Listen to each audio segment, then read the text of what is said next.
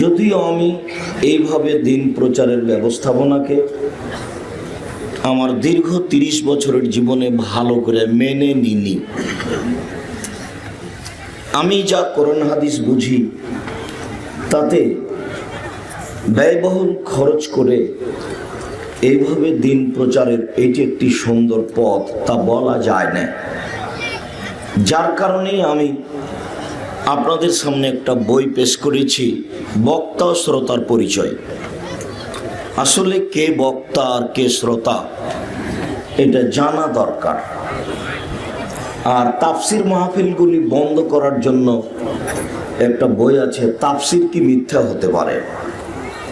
আমার বিদ্যা তেমন নয়, ভাঙাচোরা বিদ্যা দিয়ে জাতির সামনে কিছু দিন ধর্মের সঠিক দিক নির্দেশনা দিতে চাই।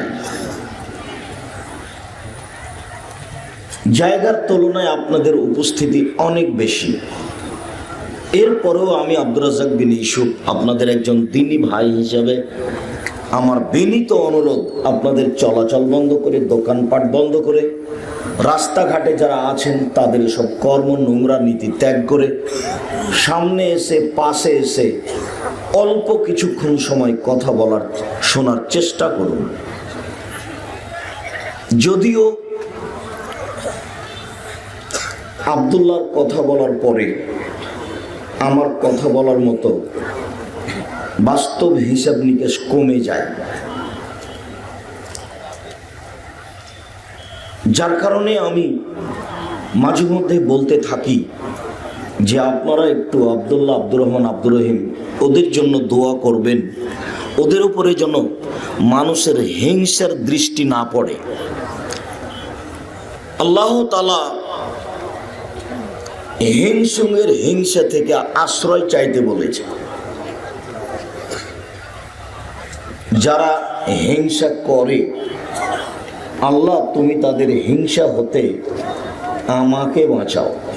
সূরা ফালাকে কথাটি এসেছে, মর্মে আপনারা দোয়া করবেন তারাকে যেন সত্য সত্যি আল্লাহ দ্বীনের খাদেম হিসাবে কবুল করেন। আমি নিজের ছেলে হিসেবে বলি না, আমি জাতির সম্পদ হিসেবে বলি যে জাতি যেন তাদের কাছে উপযুক্ত খেদমত পাওয়ার জন্য, দ্বীনের সেবা পাওয়ার জন্য একটু আল্লাহ তাআলার কাছে আবেদন পেশ করে, আল্লাহ তুমি তাদের কবুল করো।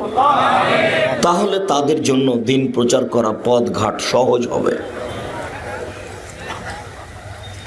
মর্মে আপনারা আপনাদের প্রয়োজন ত্যাগ করে অল্প কিছু সময় বসে কথা শোনার চেষ্টা করুন। আমি তেমন কিছু না পারলেও কিছু না কিছু উপকার করবো ইনশাআল্লাহ। আর এই রাস্তায় চলাচল করে আজকে দোকানপাটে কিছু খেয়ে নিয়ে এতে কি করবেন? এতে কি হবে? বুদ্ধি কি আসলে নির্বাচন করে কমে গেল? সারাদিন থেকে দোকানে, রাস্তাতে দৌড়াদৌড়ি করছেন কেন? ছুটাছুটি করছেন কেন? কত ঘন্টায় বা হতে পারে? এত আপনাকে রাস্তায় যাওয়া লাগছে কেন? এত আজকে গল্প করা লাগছে কেন? আপনি কি অল্প সময়ের জন্য নিজেকে মানুষ মনে করতে পারেন না? সব সময় নিজেকে পশু প্রাণী মনে করলে হবে? পশু প্রাণী মনে করে করবেন কি? পশু প্রাণী তো বিচার হবে না, আপনার তো বিচার হবে।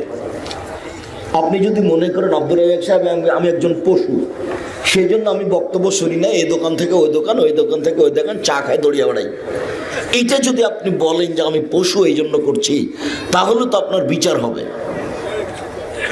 গরু ছাগলের বিচার হবে না।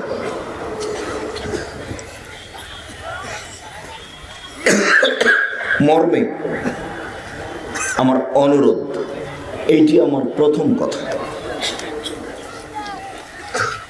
দ্বিতীয় কথা হলো, রাসূল সাল্লাল্লাহু আলাইহি সাল্লাম যে আলেম ওলামাদের ব্যাপারে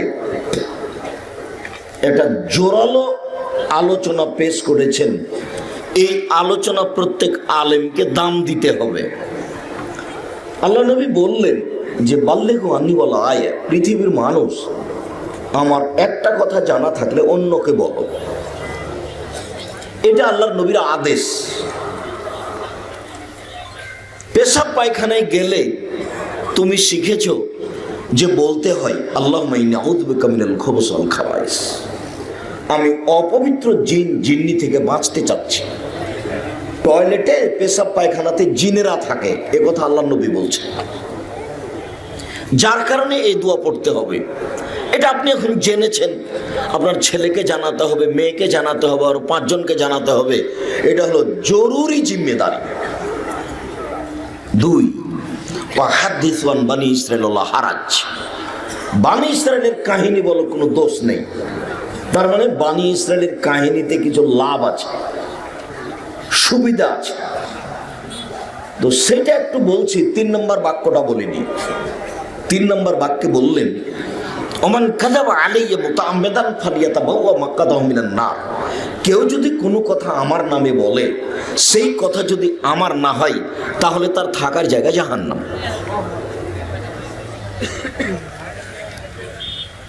গত রাতে ছিলাম নোয়াখালী, লক্ষ্মীপুর। আজকে মাগরিবের কিছুক্ষণ পূর্ব থেকে নিয়ে এখানে আসা পর্যন্ত ছিলাম একটা গ্রামের বাড়িতে। কি নাম? গ্রামটা হলো খারেরা।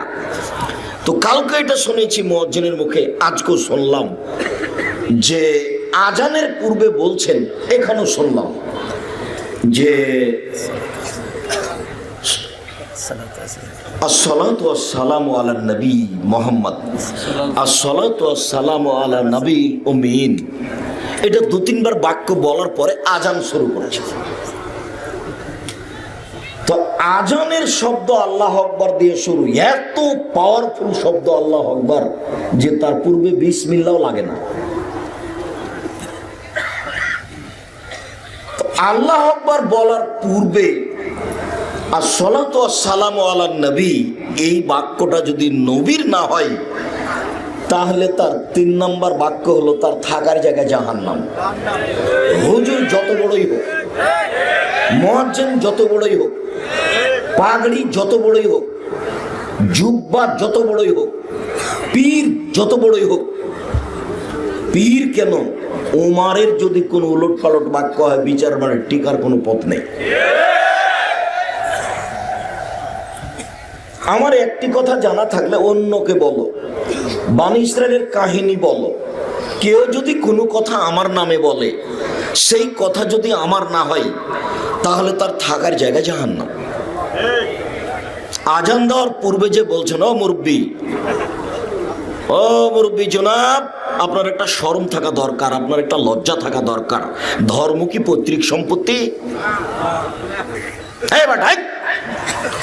যদি ধর্ম নিজের হয়, তাহলে তুমি পেশাব পায়খানা যাওয়ার সময় এটা দোয়া বলছো কেন?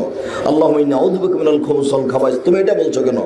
তুমি পেশাব পায়খানা যাওয়ার সময় বলো আলিফ লাম মিম যালিকাল কিতাব লা রাইবা ফি হুদাল লিল মুত্তাকিন। ধর্ম যদি তোমার মতোই চলে, ধর্ম যদি তোমার কথাই চলে, ধর্ম যদি তোমার হিসাবেই চলে, ধর্ম যদি তোমাকে ভালো লাগলেই হয়, তাহলে এটাও বলো। এটা কেন বলতে যাচ্ছ যে পেশাব পায়খানায় এভাবে বলতে হয়? তার মানে ওটা নবী বলেছেন, সেই জন্য। তো নবীও তো বলেছেন যে আজান এরকম, নবী তো বলেছেন আজান আল্লাহু আকবার। তুমি কেন আজান দেওয়ার পূর্বে বললে যে আসসালাতু ওয়াসসালামু আলা নবী, আসসালাতু ওয়াসসালামু আলা নবিল উম্মিন? সাবধান, ধর্মের সাথে পাগলামি করে রাসূলকে অপমান করে জান্নাত কেনার চেষ্টা করবেন না। তাহাজ্জুদ পড়ে জান্নাত পাওয়া যাবে না। রাসূল সাল্লাল্লাহু আলাইহি ওয়াসাল্লাম বলেছেন মানাউ মুহদাসান লা ইকবালু আনহু আদল সারফ, কেউ যদি বিদআতকে আশ্রয় দেয়, তার ফরজ ইবাদত কবুল হবে না, তার নফল ইবাদত কবুল হবে না। হুজুর চিৎকার করে বলছেন যে আব্দুর রাজ্জাক সাহেব বলেন যে ইয়ালামলামে যদি এহরাম না বাঁধে, ঢাকা হাজি ক্যাম্পে বাঁধে, তো হজ বাতিল হবে। বেটা আমি বলিনি, যদি ঢাকা হাজি ক্যাম্পে এহরাম বাঁধার বৈধতা না থাকে, এটা যদি বিদআত হয়, মুহাম্মদ সাল্লাল্লাহু আলাইহি ওয়াসাল্লাম বলেছেন তার ইবাদত কবুল হবে না, ফরজ আর নফল হজও কবুল হবে না। কথা আমি বলিনি, মুহাম্মদ সাল্লাল্লাহু আলাইহি ওয়াসাল্লাম বলেছেন। আগে দলিল অনুবাদ করতে হবে, তারপরে কোনো কথা। মুখ ঝুঁকানোর পূর্বে আগে হাদিস হিসাব করিও বেটা। একটু লজ্জা থাকা দরকার, একটা হিসাব থাকা দরকার, বিবেচনা থাকা দরকার। হাদিস দুই একটা পড়ে জাতির কাছে অনুবাদ করে শোনায়ও জাতিকে। শুধু আজকে তুমি অনুবাদ করবে বেদাতের হাদিস কতটি আছে। 10টা পারো তো 10টা শোনাও, 20টা পারো তো 20টা শোনাও, 100টা পারো তো 100টা শোনাও। ঘুম থেকে উঠে জাতির সামনে দাঁড়িয়ে গেলেন, রংপুর, দিনাজপুর, খুলনা, তারপর 3 ঘন্টা এই বিষয়ে আলোচনা করলে আরো 2 দিন লাগবে। এটা তো হবে না। ও তো রাসূল সাল্লাল্লাহু আলাইহি ওয়াসাল্লাম বলেছেন যে কেউ যদি বিদআতকে আশ্রয় দেয় তাহলে তার ফরজ ইবাদত কবুল হবে না, নফল ইবাদত কবুল হবে না। হাদিস বুখারী মুসলিম, আবু দাউদ, নাসাই, তিরমিজি, ইবনে মাজাহ, বাইহাকি, দারমি, দাইলামি, দারিকুতনি, মুসলিম সাহিবা, সহিহ হিব্বান, সহিহ আওয়ানা, মুসনাদে হাকিম, মুসনাদে বাজ্জার, মুসনাদে ইয়ালা, যত হাদিস গ্রন্থ আছে সব হাদিস গ্রন্থে আছে। অতএব সম্মানিত দিনী ভাই বোন, ধর্মের কথা যারা প্রচার করেন তাদের খুব সাবধান হওয়া দরকার। মুখ দিয়ে যেটা আপনি বের করেছেন সেটা যদি নবীর না হয় তাহলে আপনার কি হবে? আমি আপনার ব্রাহ্মণবাড়িয়া কসবার আল্লাহুম্মা সাল্লি আলা সাইয়্যিদিনা মাওলানা নাবিয়ানা মুহাম্মদ এটা বন্ধ করতে আসেনি। আমি আপনাকে বলতে এসেছি এটা যদি নবীর না হয় তাহলে আপনার কি হবে?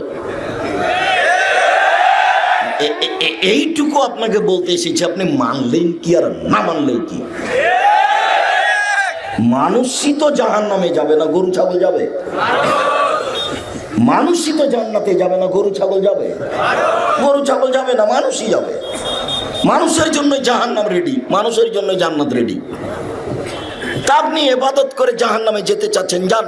মুহাম্মদ সাল্লাল্লাহু আলাইহি ওয়াসাল্লামকে অপমান করলে জাহান্নাম তো হবে, জান্নাত তো হবে না। ইবাদত কম করে জান্নাত হবে। জান্নাতে যায়নি তার আগে ঘোষণা জান্নাত।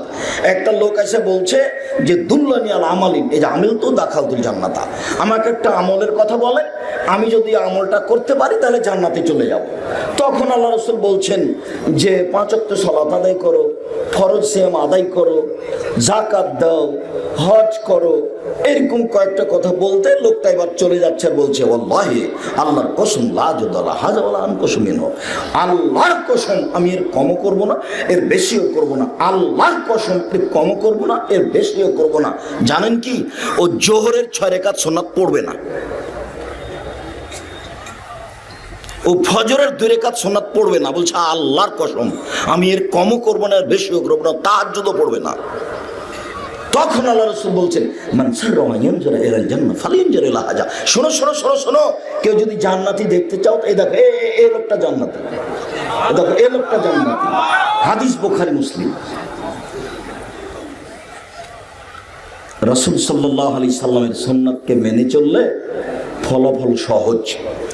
রাসূল সাল্লাল্লাহু আলাইহি সাল্লামের সুন্নাতকে মেনে না চললে ফলাফল ভয়াবহ। পৃথিবীর মানুষ, আমার একটি কথা জানা থাকলে অন্যকে বলো। 2, বনী ইসরাইলের কাহিনী বলো। 3, কেউ যদি কোনো কথা আমার নামে বলে, সেই কথা যদি আমার না হয় তাহলে তার থাকার জায়গা জাহান্নাম। এখন মুকশিদুল মুমিনিনের বইয়ের প্রথম দিকে আছে, কে যদি 1 ওয়াক্ত নামাজ কাজা করে তাহলে 80 হোক বা জাহান্নামে থাকতে হবে। এবার ওই যদি এখন রাসূলের কথা না হয় তাহলে ধর্ম অত সহজ নয়। আপনি যেভাবে মনে করেছেন সেভাবে নয়। ধর্ম একজন মানুষের নামে চলে, একজন মানুষের কথাতে চলে, যার নাম মুহাম্মদ সাল্লাল্লাহু আলাইহি সাল্লাম। পৃথিবীর কোনো মানুষ দিয়ে চলে না ধর্ম। আব্দুর রাজ্জাক সাহেব মধ্যের বাক্যটা যে বললেন বনী ইসরাইলের কাহিনী, ওখান থেকে আমাদের একটু বলেন তো বনী ইসরাইলের কাহিনী বলতে কি? একটু দেখেন তাহলে বনী ইসরাইলের কাহিনী বলতে কি। যেমন হাজার হাজার বছর পূর্বের কোনো কাহিনী যেটা আমাদের উপকারে আসবে, তার নাম বনী ইসরাইলের কাহিনী। অবশ্যই তা সত্য হতে হবে। মিথ্যে যদি হয় তাহলে আবার হুজুর জাহান্নামে গেছে। তো সত্য কাহিনী কি?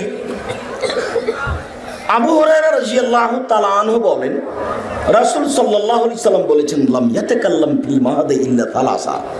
পৃথিবীতে মাত্র 3 জন দুধের বাচ্চা মায়ের কোলে কথা বলেছে। দুধ খেতে খেতে শিশু বাচ্চা মায়ের কোলে কথা বলেছে। এক নম্বর হলো ঈসা আলাইহিস সালাম। দুধের বাচ্চা মানব সমাজে নিয়ে এসেছেন মারিয়াম। জনগণ দেখে বলছে, ছি ছি ছি ছি ছি ছি, এর বাপ কত ভালো মানুষ, এর মা কত ভালো মানুষ, এর জেনার সন্তান নিয়ে এসেছে। কার সাথে ধরা পড়ে জেনার সে সন্তান নিয়ে এসেছে, অবৈধ সন্তান নিয়ে এসেছে। ছি ছি ছি ছি, এর বাপ কত ভালো মানুষ, এর মা কত ভালো মানুষ। উনি নিজেও বলছিলেন যে আমি সন্তান জাতিকে কি দিয়ে বুঝাবো, কুনতু নাসিয়া মানসিয়া, আমি যদি মিটে যেতাম সমাজ থেকে, কেউ জানতো না যে পৃথিবীতে মারিয়াম আছে। আমি যদি এরকম হয়ে যেতাম তাহলে কত ভালো হতো। আমি জাতিকে কি দিয়ে বুঝাবো যে এটা আমার সন্তান, আমার যে স্বামী নাই। যখন জিবরাইল বললেন যে আপনার একটা সন্তানের খবর দিতে এসেছি, তখন মারিয়াম বললেন, আন্নালি গোলাম, আমার সন্তান কি করে হতে পারে? লাম ইয়ামসাসনি বাশার আলামাকু বাগিয়া, আমার বিবাহ হয়নি, আমি ব্যভিচারিণীও নই, আমার সন্তান কি করে হতে পারে? আমার বিবাহ হয়নি, আমি ব্যভিচারিণীও নই, আমার সন্তান কি করে হতে পারে? তখন আগন্তুক জিবরাইল বলছেন, একুল রব্বুকা আলাই হাইয়ান, আরে তোমার প্রতিপালক বলছে যে এটা আমার কাছে একেবারেই সহজ। আমি তো বাপ মা ছাড়াই আদমকে তৈরি করেছি, আর ঈসাকে করেছি বাপ ছাড়া মাকে দিয়ে। এটা আমার কাছে কোনো ব্যাপার নয়, আমি বললেই হয়ে যায়, কুন ফায়াকুন হয়ে যায়। এটা আপনার প্রতিপালক বলছে। তো সন্তান হয়ে গেল, এখন জাতিকে বুঝাবে কি দিয়ে? বুঝাতে পারে না। এখন সব জাতিকে ইশারা করছে এইদিকে, বাচ্চাটাকে কথা বলে। তখন বাচ্চা বলছে, ইন্নী আব্দুল্লাহ আনা নবী, আমি হচ্ছে আল্লাহর বান্দা, আমি হচ্ছে নবী। দুধের বাচ্চা কথা বলছে। 2 ওয়াকানা রাজুলুন ফি বানি ইসরাইল ইকালু লাহু জুরাইজ। আজ থেকে হাজার হাজার বছর পূর্বে একটা লোক ছিল, যার নাম ছিল জুরাইজ। ইসল্লি ফি সাওমাতিহি, সে তার গির্জা ঘরে ইবাদত করছিল। ফাজাতহু উম্মুহু, তখন তার মা চলে আসলো। ফাদাতহু, তার মা তাকে ডাকলো, জুরাইজ জুরাইজ, তার মা তাকে ডাকলো। তখন সে মনে মনে বলতে লাগলো, উজিবা উসাল্লি, এখন আমি আমার মায়ের ডাকে সাড়া দিব না সালাত আদায় করব? আমি আমার মায়ের ডাকে সাড়া দিব না সালাত আদায় করব? এরকম একটু বলতে বলতে দেরি হয়ে গেছে। তখন তার মা বলছে, আল্লাহুম্মা লা তুমিতহু তুরিয়াহু জুহাল মুমেশা, আল্লাহ তুমি আমার এই ছেলের মরণ দিও না পতিতালয়ের মহিলার মুখ দেখা পর্যন্ত। আল্লাহ এই ছেলে যেন না মরে কোন একটা বদ মহিলার সাথে দুর্ঘটনা না হয়ে। মা বলে চলে গেলেন। একটুতে মার মন খারাপ। যেতে না যেতেই একজন মহিলা এসে তাকে বলছে যে আপনি আমার সাথে জেনা করেন। ফাআবা, তিনি তখন মুখটা ঘুরিয়ে বলছেন, ছি ছি ছি ছি ছি ছি, তুমি বলো কি? তুমি আমার সাথে জেনার কথা বলো মানে? ফাতাতি রাইয়া, তখন মহিলা এক রাখালের কাছে আসলো। ফাম কানাতহু, মহিলা রাখালকে চেপে ধরলো, তার সাথে অন্যায় করলো। ফাওয়ালাদাত গোলামান, তার সাথে জেনায় করে একটা সন্তান জন্ম দিল। সন্তান যখন জন্ম নিল তখন মহিলা বলল যে হুয়া মিন জোরাইজ, এই বাচ্চাটা হলো জোরাইজের। ফাতাহু, জনগণ গির্জা ঘরের পাশে আসলো। ফাকাসসারুহু, তার গির্জা ঘরকে ভেঙে একবারে ধুলা ধুলা খান খান করে দিল। ওয়ানজালুহু, তারা তাকে গির্জা ঘর থেকে টেনে হেঁচড়ে রাস্তায় নামিয়ে দিল। ওয়াসাব্বুহু, তারা তাকে অকথ্য ভাষায় গালি দিতে লাগলো, যার যা মনে লাগে। হ্যাঁ বেটা, তুমি গির্জা ঘরে ইবাদত করো আর জেনা করো, যার সন্তান হলো এইটা, সবাই স্বাভাবিকভাবে মন খারাপ করবে, যা হওয়ার তাই হলো। ফাকামা, জোরাইজ দাঁড়ালেন। ফাতাওয়াদ্দা, ওযু করলেন। ওয়াসাল্লা রাকাতাইন, 2 রাকাত সালাত আদায় করলেন। ফাআতাল গোলামা, এবার দুধের বাচ্চার কাছে আসলেন। দুধের বাচ্চার কাছে এসে বলছেন, মানাবুকা, ও দুধের বাচ্চা, বলো তো তোমার বাপ কে? তখন দুধের বাচ্চা বলছে, আবিয়া রাই, আমার বাপ হচ্ছে রাখাল। কালো, জনগণ বলল, নাবনি সাওমাতাকা বিযাহাব, শোনেন জোরাইজ, আপনার গির্জাঘর আমরা স্বর্ণ দিয়ে বানিয়ে দেব। তখন জোরাইজ বললেন, লা ইল্লাদ্দিন, আমার গির্জাঘর স্বর্ণ দিয়ে বানাতে হবে না, মাটি দিয়ে বানাতে হবে, যাহাই ছিল তাহাই করিতে হইবে। হাদিস মুসলিম। এরলাম বানি ইসরায়েলের কাহিনী। এই ছেলে, একটু বাইরে দেখো তো, যারা একটু হইচই করছে তাদের একটু হইচই বন্ধ করো তো, যারা তোমরা দায়িত্ব পালন করছো। যারা আশেপাশে হইচই করছে তাদেরকে দূরে বিদায় করে দাও।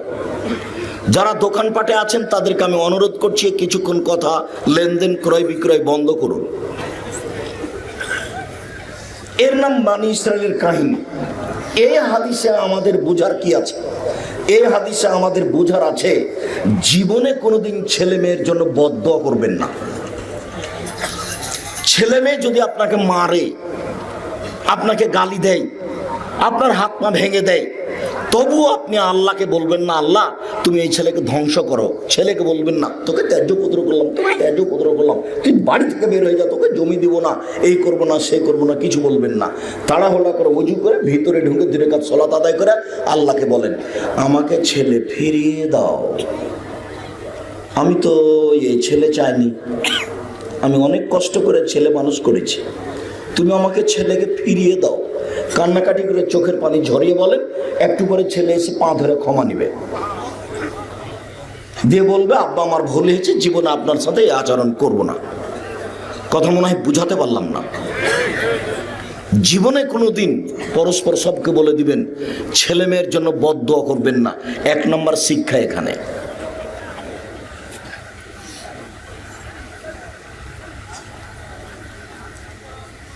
দুই নম্বর শিক্ষা হলো এই, বাপ মায়ের দোয়া কবুল হয় বলার সাথে সাথে উপরে লেগে যাবে, মধ্যে কোনো এর নাই, অন্তরাল নাই, আর নাই।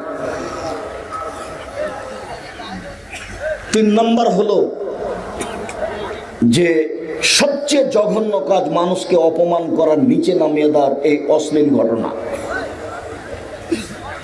4 নম্বর হলো মানুষ যদি বিপদে পড়ে তাহলে সুন্দর করে উজু করে 2 রাকাত সালাত আদায় করে কান্নাকাটি করে আল্লাহকে বললে আল্লাহ হাতে হাতে শুনে নেবেন। তার প্রমাণ এটা। এদেশে একটা বই পাওয়া যায় উপদেশ, নাম শুনেছেন? নাম শুনেননি? উপদেশ। ওই বইয়ে এই হাদিস আছে। আপনি যদি এখন মনে করেন আব্দুর রাজ্জাক সাহেব আপনি লিখেছেন, আপনি পড়েন, তা আমি কি করতে পারি বলেন? আপনার বাড়িতে বই আছে, কি করলে কি হয়?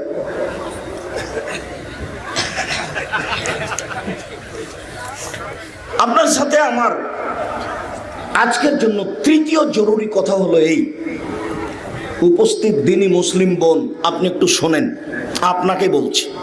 এই মেয়ে, গল্প করছো নাকি তুমি?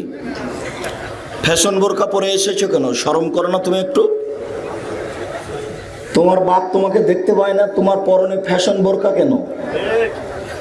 তোমার স্বামী তোমাকে দেখতে পায় না, তোমার ভাইয়েরা তোমাকে দেখতে পায় না, তোমার পরনে ফ্যাশন বোরকা কেন? এই তোমাকে বলছি, জীবনে আর কোনোদিন তুমি এই বোরকা গায়ে উঠাবে না, আজকে বাড়িতে গিয়ে জ্বালিয়ে দিও। দিনী মুসলিম বোন আপনাকে আমি অনুরোধ করছি, আপনি পোশাক পরিবর্তন করুন। দেখুন আপনি পোশাক পরিবর্তন করুন, এইভাবে হটকারিতা করে জান্নাত পাওয়া যাবে না। শতদিন আপনাকে বলেছি 3 শ্রেণীর মানুষ জান্নাতে যাবে না, তার মধ্যে আপনি আছেন। 3 শ্রেণীর মানুষ জান্নাতে যাবে না। 1, মুদমিনুল খামর, যারা নিয়মিত বিড়ি তামাক জর্দা সিগারেট গুল নেশাদার দ্রব্য খায় পান করে, তারা জান্নাতে যাবে না।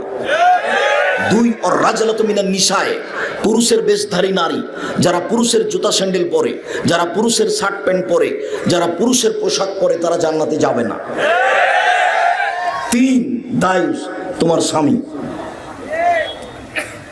এই মেয়ে, তোমার বাপ জান্নাতে যাবে না, তোমার কারণেই যাবে না। 3 ছেলেই চলে গেছে লন্ডন, আর মেয়ে ঢাকা বিশ্ববিদ্যালয়ে আর একজনের সাথে ঘুরে। 3 মাস পরে ফিরবে, সেই জন্য ধর্ম পাগল হয়ে গেছে। धरो राजशाही चांपाइनबाबगंज हवाई लड्डू दोनों हाथ में लड्डू है, जो चाहे उसको खा ले, जो चाहे उसको छोड़ दे। भूल ही सब धर्म एमन नय। বাড়িতে মাশাআল্লাহ জারি থাকবে, কারফু জারি থাকবে। প্রেসিডেন্ট আইয়ুবের দেশ, 24 ঘন্টা কারফু জারি আছে মাশাআল্লাহ। কেউ বাইরে যেতে পারে না, সন্ধ্যা হয়ে গেছে। আমাদের শোনা কথা, আপনি স্বামী মানে এই বাড়িতে কারফু জারি থাকবে, 44 ধারা জারি থাকবে, আপনার কথা ছাড়া কেউ বাইরে যেতে পারে না। শুনুন, আপনি দিনই বোন, আপনি 4টা কাজ করতে পারলে আপনার জান্নাতের সব দরজা খোলা। সহজ, দেখেন আপনার জন্য সহজ। 1, সলাত খামসাহা, 5 ওয়াক্ত সালাত আদায় করলো। 2, সমাত সাহারাহা, রমজান মাসে সিয়াম পালন করলো, রোজা থাকলো। 3, আতাত বা আলাহা, স্বামীকে মেনে চললো। 4, আহসানাত ফারজাহা, জেনায় লিপ্ত হলো না। এই 4টে। 1, আপনি 5 ওয়াক্ত সালাত আদায় করবেন, নামাজ পড়বেন। 2, রমজান মাসে রোজা থাকবেন। 3, স্বামীকে মেনে চলবেন। 4, জেনায় লিপ্ত হবেন না, জান্নাতের সব দরজা খোলা। আমি বলিনি, মুহাম্মদ সাল্লাল্লাহু আলাইহি ওয়াসাল্লাম বলেছেন। জরুরি কথা আপনার সাথে, স্বামীকে মেনেই চলতে হবে, তিতা লাগলেও মিঠা লাগলেও। বুঝলাম আপনার স্বামীর মুখ খারাপ, আপনাকে গালি দেয়। বুঝলাম আপনার স্বামীর মুখ খারাপ, আপনাকে গালি দেয়, মারে। আপনার 3-4টে বাচ্চা হয়ে গেছে, আপনি কিভাবে তাকে নিয়ে চলবেন? চলতেই হবে, এটা আপনার জন্য ভালো।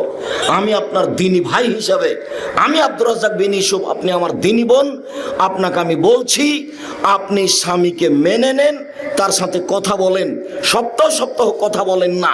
রান্না বান্না করার পরে মেয়ের হাতে ভাত পানি স্বামীর ঘরে দিয়ে পাঠান, এটা কোন অভ্যাস। আবার যদি আপনার কাছে 1 গ্লাস পানি চাই, তাহলে 1 গ্লাস পানি সামনে নিয়ে এসে ঠ্যাক্কস করে রেখে দেভাবে হেঁটে চলে যাবে। এভাবে হবে না। স্বামীকে আপনাকে মেনেই চলতে হবে, এটা আমার জরুরি অনুরোধ। কথা আল্লাহ নবী বলছে।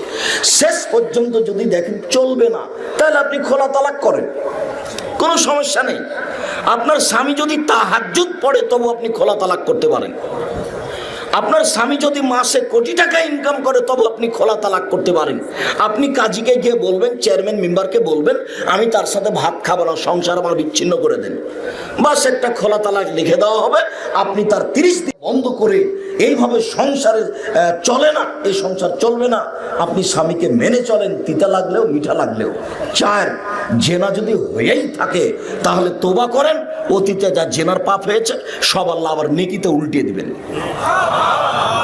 এটা উনি পারেন, তিনি সর্বশক্তিমান। আজ থেকে যদি আপনি, আমি, সারা পৃথিবীর মানুষ এই জেনার মতো অশ্লীল কাজকে বন্ধ করতে পারে, আল্লাহ তাআলা বলছেন, ওয়ানাহা নাফসা আনিল হাওয়া ফাইনাল জান্নাতু হিয়াল মাওয়া। পৃথিবীর মানুষ শুনে রাখো, তোমরা যারা অশ্লীল কাজকে বন্ধ করতে পারবে, আমি আল্লাহ তোমাদেরকে জান্নাতুল মাওয়া দিয়ে দিলাম। পৃথিবীর মানুষ, আমি ঘোষণা দিয়ে দিলাম, তোমাদের জন্য জান্নাতুল মাওয়া রেডি করেছি, যারা যারা অশ্লীল কাজ বন্ধ করেছে। মুসলিম বোন, আপনি যদি অশ্লীল কাজ বন্ধ করতে পারেন, আপনার জন্য জান্নাতুল মাওয়া রেডি আছে, সব জান্নাতের দরজা খোলা। আর একটা কথা আপনার সাথে শোনেন, এদিকে শোনেন। কথা বলছেন নাকি এখনো? এই মেয়ে, দেখেন আপনি, আপনার জন্য জান্নাত কত সহজ। আল্লাহ নবী বলছেন, নবীগণ জান্নাতে যাবেন, শহীদেরা জান্নাতে যাবে, সত্যবাদীরা জান্নাতে যাবে, মহিলারাও জান্নাতে যাবে। তবে আপনি কিন্তু এই সিরিয়ালে আছেন, কিন্তু আপনার সাথে একটা বাক্য লাগা আছে, তবে। তবে যদি তারা স্বামীকে মেনে চলে। এইটা আল্লাহ রাসূল লাগিয়ে দিয়েছেন, আমাদের তো আর কিছু করার নেই। স্বামীকে মেনে চলতে পারে মহিলারা 3টে পদ্ধতিতে।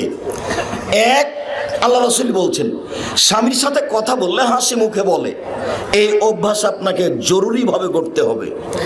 2, স্বামী আদেশ করলে পালন করে। ভুলেও কোনো সময় বলবেন না, আপনার কাছে 1 গ্লাস পানি চেয়েছে, আপনি বলবেন না যে ওখানে তো গ্লাস আছে, পানি ঢেলে খান। এইভাবে বলবেন না, আদেশ করলে পালন করে। 3, স্বামী যখন বাড়িতে থাকে না, তখন নিজেকে গুটিয়ে রাখে, কারোর সাথে মোবাইলে গল্প করে না, দেবরের বাসায় চলে যায় না, চাচির বাড়ি চলে যায় না, কোথাও যায় না, নিজেকে গুটিয়ে রাখে। এই 3টে গুণ আছে যার, সেই হলো ভালো নারী। সেই সিরিয়ালে জান্নাতীদের মধ্যে আছে। 1, নবীগণ জান্নাতে যাবেন। 2, শহীদেরা জান্নাতে যাবে। 3, সত্যবাদীরা জান্নাতে যাবে। 4, মহিলারা জান্নাতে যাবে। তবে বুঝাতে পারিনি মনে হয়। এরকম সুযোগ কিন্তু পুরুষের নেই। এরকম কোনো হাদিস আপনার জন্য আমরা বলতে পারি না, আমার জানা নেই যে আপনার জন্য জান্নাত সহজ। কেউ যদি বলে আব্দুর রাজ্জাক সাহেব থামেন থামেন থামেন, আপনার বক্তব্য একদিন শুনেছিলাম যে অজু করার পরে যদি কেউ বলে আশহাদু আল্লা ইলাহা ইল্লাল্লাহু ওয়াহদাহু লা শারীকা লাহু ওয়া আশহাদু আন্না মুহাম্মাদান আবদুহু ওয়া রাসূলুহু, তাহলে জান্নাতের সব দরজা খোলা। হ্যাঁ, কথা তো ঠিক, ওরাও তো হাদিস বুখারী মুসলিমের যে অজু করার পরে এই দোয়া পড়লে জান্নাতের সব দরজা খোলা। তো ওটা আপনার জন্য যা মহিলার জন্য তাই।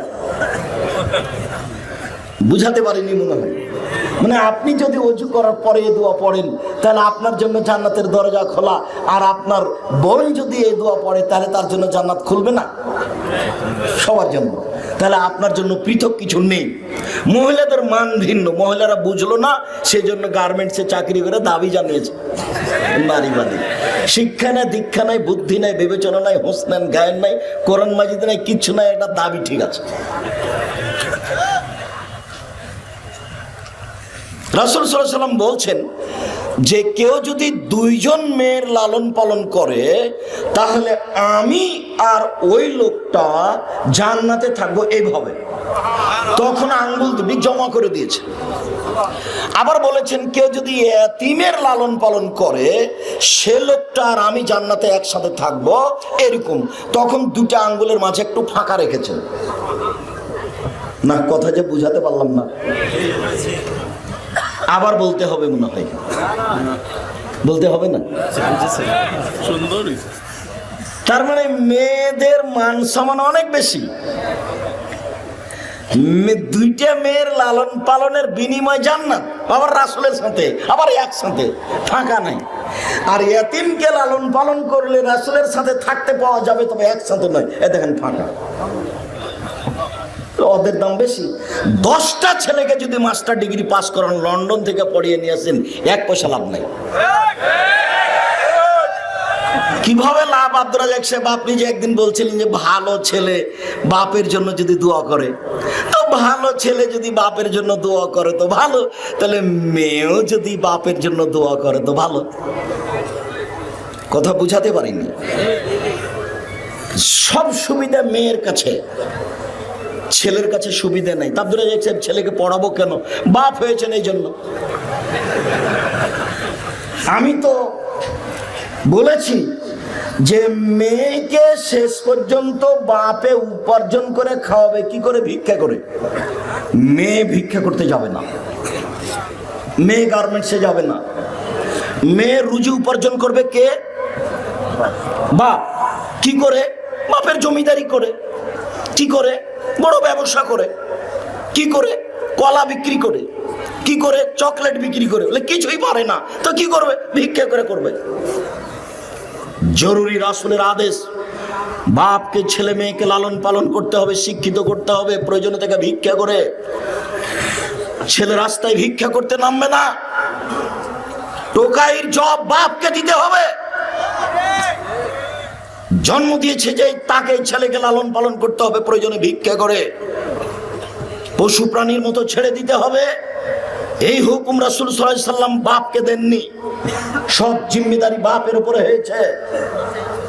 সম্মানিত দিনী ভাই বোন, বিশেষভাবে দিনী বোন, আপনাকে আমি অনুরোধ জানাচ্ছি, আজকের আলোচনার 4 নম্বর কথাই আপনি স্বামীকে মেনে চলুন, ভালো হবে। এবার এই প্রসঙ্গে আপনার সাথে একটা কথা বলে আপাতত এই কথা শেষ করি। আপনার জন্য জরুরি কি জীবনে, পরিবারে? 1, আতেমা মাতায়েমতা, আপনি যে মানের খাবেন বউকে সে মানের খাওয়াবেন। 2, ফাকসুহা মাক্তাসাইতা, আপনি যে মানের কাপড় পরবেন বউকে সে মানের পরাবেন। 3, ওয়ালা তুকাব্বে, বউকে কখনো কটু কথা বলবেন না। এই ছেলে, বউকে তুমি অত গালি দাও কেন? হাত নামাও। আর একজনের গায়ে হাত দিয়ে আছো নাকি? রেডি হও। এমন ভাবে বসে থাকবে পাখি যেন মনে করে তুমি পাথর। বউকে অত গালি দাও কেন? মুখের ভাষা কেন তোমার খারাপ? এত কেন স্বভাব তোমার দুর্বল? কথাই কথাই তুমি বউকে গালি দাও কেন? আর এক ঘরের মেয়ে তোমার বাড়িতে এসেছে, তোমার সাথে থাকে, খায়, তোমার আচরণ তার সাথে এত কেন খারাপ? রাসূল সাল্লাল্লাহু আলাইহি সাল্লাম বলছেন বউকে কটু কথা বলতে পাবা না। ভুলেও বলবেন না আপনি যে তোমার ঠোঁটটা মোটা। একবার ঠোঁট মোটা বললে 10 বছর আপনাকে ভালোবাসবে না। হলে আপনি বলতে পাবেন না তোমার রংটা কালো। একবার রং কালো বললে আপনাকে 10 বছর ভালোবাসবে না, আপনি শুধু প্রশংসা করবেন, খালি বলবেন তুমি এমন মহিলা, তোমার মতো আমি কোনো মহিলাই দেখি না, তুমি খুব ভালো। তাহলে আপনার সারা রাত পা টিপে দেবে। প্রশংসায় খুশি, প্রশংসায় খুশি। কখনো কটু কথা বলবেন না, চায়ের মুখের উপরে পারবেন না।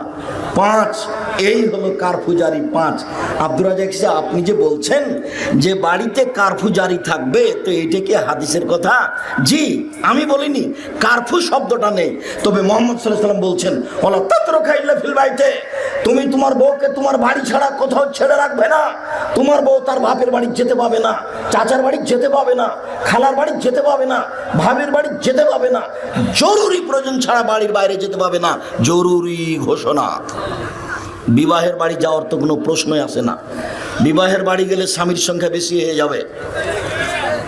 বিবাহের বাড়ি থেকে দাওয়াত এসেছে, আপনি যাবেন, আপনার ছেলে যাবে, আপনার বউ যাবে না। জিম্মেদারি 5টা আপনি পালন করুন, সংসার সুন্দর হবে। কোনোদিন স্ত্রীর উপরে নরম হবেন না। আমার 5টা আজকে উপদেশ থাকলো কথার মধ্যে। 1, 5 ওয়াক্ত সালাত নামাজ। 2, হালাল রুজি। 3, কোরআন তেলাওয়াত। 4, দোকানপাটে বসে গল্প না করা। 5, স্ত্রীর উপরে কঠোর হবেন, ছেলে মেয়ের উপরে কঠোর হবেন। কঠোর মানে এদিক সেদিক ঘুরতে দেওয়ার ব্যাপারে, নগ্ন হয়ে চলার ব্যাপারে, নইলে তাহাজ্জুদ টিকবে না, পরকাল হারিয়ে যাবে। পরের কথাটি, সম্মানিত দিনী ভাই বোন,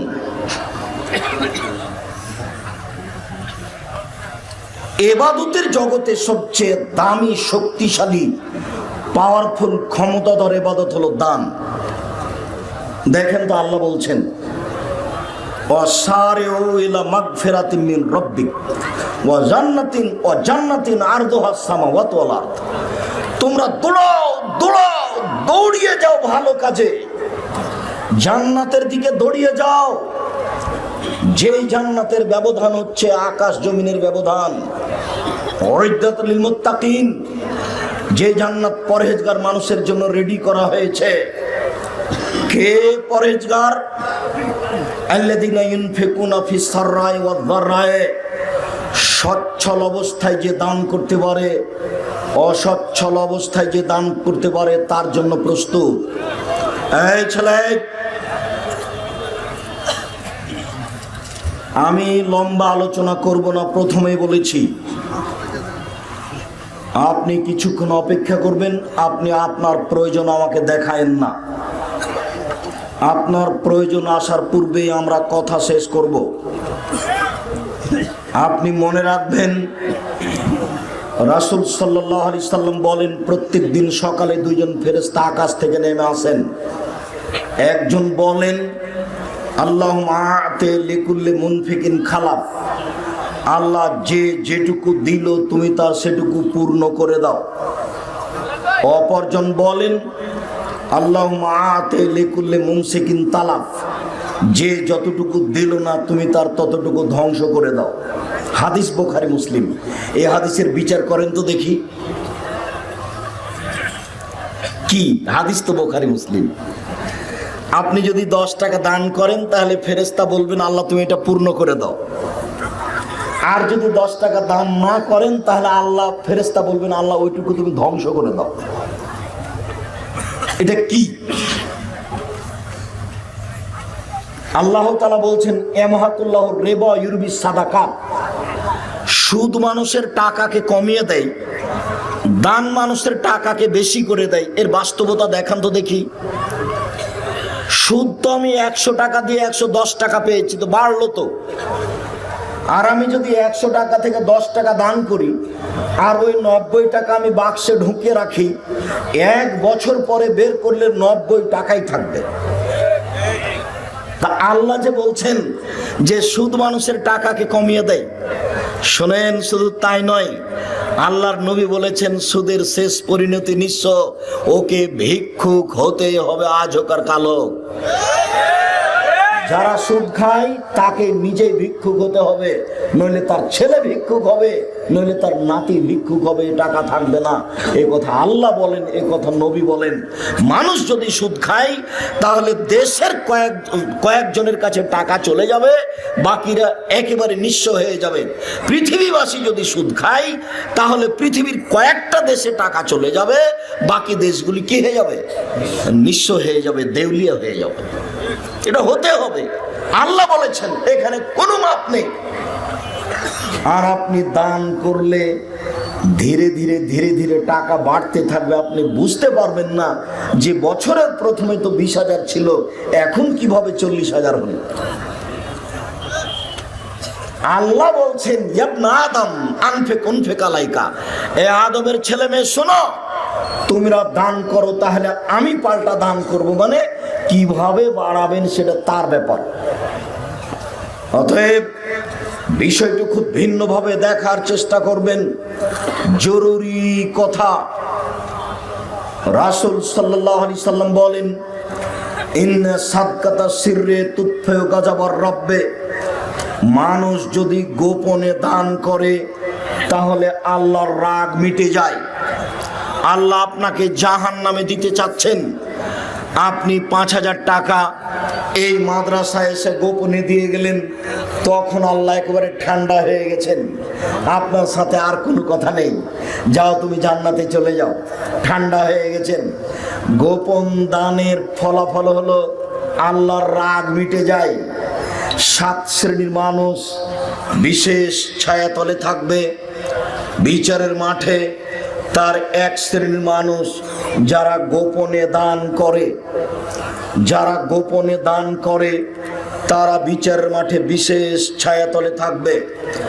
রাসূল সাল্লাল্লাহু আলাইহি সাল্লাম বলেন, ইন্না সাদকাতা তুতফিউ হাররাল কুবুরে, নিশ্চয় দান কবরের শাস্তিকে মিটিয়ে দেয়। আপনি আপনার মায়ের নামে দান করলেন, এই প্রতিষ্ঠানে কবরের শাস্তি বন্ধ হয়ে গেল। ইবাদতের জগতে সবচেয়ে শক্তিশালী, ক্ষমতাধর, পাওয়ারফুল ভিন্ন ধরনের ইবাদত হলো দান।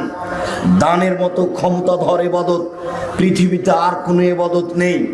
সালাত নয়, সিয়াম নয়, হজ নয়, যাকাত নয়, তাসবিহ তাহলিল নয়, ভিন্ন ধরনের ইবাদত হলো দান। রাসূল সাল্লাল্লাহু আলাইহি সাল্লাম বলেন, ইন্নামাস সাদাকা, নিশ্চয় দান এমন একটা জিনিস যে দানকারী বিচার মাঠে এই দানের ছায়াতলে থাকবে যতদিন পর্যন্ত বিচার চলবে। যদি আপনার 500 বছর বিচার চলে তাহলে আপনি 500 বছর যাবত এই আপনার দানের ছায়াতলে থাকবেন। মর্মে আমি সকল দিনী ভাই বোনকে সঠিক পথ বাছাই করে দান করার জন্য অনুরোধ জানিয়ে আমি এই প্রতিষ্ঠানের বিষয়টি আগে রাখছি। প্রতিষ্ঠানকে মূল্যায়ন করুন, কিভাবে তারা দান চাচ্ছে, কিভাবে আপনাদের করতে হবে, সময়ে সময়ে আপনারা অবগত হবেন। আজকে অবগত হলেন যে কিছু জমি কিনতে চাচ্ছেন, আমি আপনাদেরকে জমি কেনার ব্যাপারে সহযোগিতা করতে অনুরোধ জানাচ্ছি। সাথে সাথে আমি আমার মনে বড় সাধ, আমি এদেশের মাটিতে উন্নত মানের প্রতিষ্ঠান গড়বই গড়ব। সেটাই জামিয়া সালাফিয়া ডাঙ্গিপাড়া পবা রাজশাহী, সেটাই হলো জামিয়া সালাফিয়া রূপগঞ্জ নারায়ণগঞ্জ ঢাকা, সেটাই হলো জামিয়া সালাফিয়া তেঘরা বিরল দিনাজপুর, সেটাই হলো জামিয়া সালাফিয়া 6 মাইল বাবুগঞ্জ বরিশাল। বরিশাল শহরের পাশে বিশাল ভূখণ্ড পাওয়া গেছে, ছেলে মেয়েদের জন্য প্রতিষ্ঠান তৈরি হবে জামিয়া সালাফিয়া নামে। আমরা জামিয়া সালাফিয়া রূপগঞ্জ নারায়ণগঞ্জে এই বছরে 550 শতক জমি কিনবো এর সিদ্ধান্ত নিয়েছি। 200-250 শতক কিনা হয়ে গেছে, আরও 300 শতক এখনই আমরা কিনবো বলে আশা করছি। আপনারা বিষয়টি বিবেচনা করবেন। এখন জামিয়া সালাফিয়ায় প্রায় 3,500 ছেলে মেয়ে পড়াশোনা করে, প্রায় 500 ছেলে মেয়ে আছে অসহায়, আর 200 আছে এতিম। শিক্ষক শিক্ষিকাদের বেতন লাগে এবছর জানুয়ারিতে প্রায় 20 লক্ষ। এদেশের একটি গুরুত্বপূর্ণ প্রতিষ্ঠান, এর জন্য আন্তরিকভাবে দোয়া করবেন যাতে করে উপরে সব সময় কবুলে থাকে। একটু যদি নড়চড় হয়ে যায় তাহলে সারা পৃথিবী একদিকে হয়ে কিছু করতে পারবে না মর্মে জামিয়া সালাফিয়ার জন্য দোয়া করবেন। আর যে আব্দুল্লাহ বলল 4-5 মার্চ, এই মার্চে উপস্থিত হওয়ার চেষ্টা করবেন জামিয়া সালাফিয়া রূপগঞ্জ ঢাকায়। সাথে সাথে আপনাদেরকে আরো বলছি, আব্দুল্লাহর বই সহ আরো কোনো বই থাকলে, তাফসির থাকলে, তাওজিহুল কোরআন থাকলে এগুলো সংগ্রহ করবেন। আমি কয়েকটি জিজ্ঞাসা আর উত্তর দেওয়ার পূর্বে আবারও তাওহীদ ফাউন্ডেশনের পক্ষ থেকে যে প্রতিষ্ঠান রয়েছে এই প্রতিষ্ঠানকে মূল্যায়ন করার জন্য অনুরোধ জানাচ্ছি। সম্মানিত দিনী ভাই বোন, আপনাদের কয়েকটি জিজ্ঞাসার উত্তর আপনারা বইগুলি সংগ্রহ করবেন আর জিজ্ঞাসাগুলি শুনুন। প্রিয় শায়েখ, যারা কোরআন বা সূরা জানে না, বয়সও বেশি, শিখতে পারবে না, তাহলে সে কি করবে? মরা পর্যন্ত কোরআন মাজিদ পড়ার চেষ্টা করবে। বিছানে পড়ে আছে তবে একজন হাফেজ দিয়ে কোরআন মাজিদ পড়ার চেষ্টা করতে হবে।